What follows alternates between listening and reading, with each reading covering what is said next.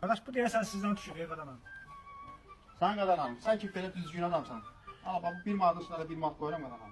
Allah, sən halal olsun. Sən düzgün adamsan. Götür. Götür, narahat olma ki, halal olsun.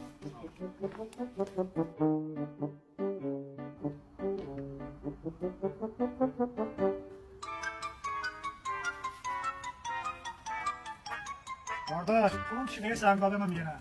Ha, yenə sən qadanam. Sən nətər düzgün adamsan? Ala 2 manat eləmir. Yox, yox, Yox qadanam, ala 2 manat qoyuram, 2 manat tapsın da 2 manat qoyuram 4 manat. Halal olsun qadanam sən. Sağ ol, qadana. Ha, var ol sən. Sağ ol.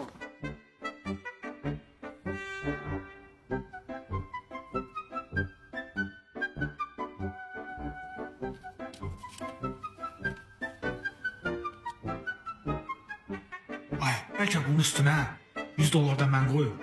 Yoxsa bu üstə də $200 qoyub mənə verəcəkdi. Ən yaxşısı bu belə edin. Qardaş, sən qadana bu $200 səndən düşürdü. Yerdəydi.